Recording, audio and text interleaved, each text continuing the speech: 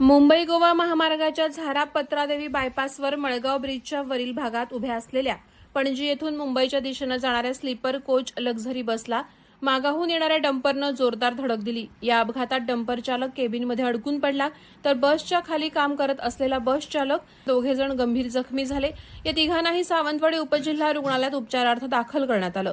याबाबत अधिक माहिती अशी की गोवा पणजी येथून मुंबईच्या दिशेनं जाणारी नॅशनल ट्रॅव्हल्सची स्लीपर कोच बस GA07F8997 ही बस मुंबईच्या दिशेनं जात होती।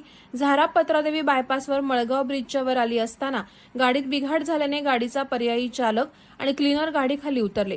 गाडीच्या मागील भागात जाऊन ते पाहणी करत असताना पाठीमागून कुडाळच्या दिशेनं वेगात जाणाऱ्या डंपर GA04T4488 न उभ्या बसला जोरदार धडक दिली।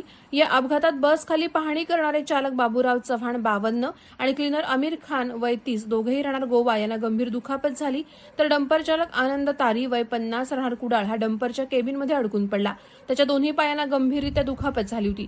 या अपघाताची माहिती मिळताच सावंतवाडी पोलीस निरीक्षक अमोल चव्हाण आणि अन्य पोलीस अधिकारी आणि कर्मचारी घटनास्थळी दाखल झाले।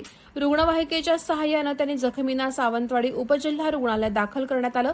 प्राथमिक उपचारानंतर यातील बस चालक बाबूराव चव्हाण आणि डंपर चालक आनंद तारी या दोघांना गोवा बांबोळी रुग्णालयात हलवण्यात आलं। स्थानिक ग्रामस्थ तसंच बसमधील प्रवासी आणि अन्य वाहन चालकांनी जखमींना रुग्णालयात हलवण्यासाठी तसंच डंपरच्या केबिनमध्ये अडकलेल्या चालकाला बाहेर काढण्यासाठी मोठं सहकार्य केलं।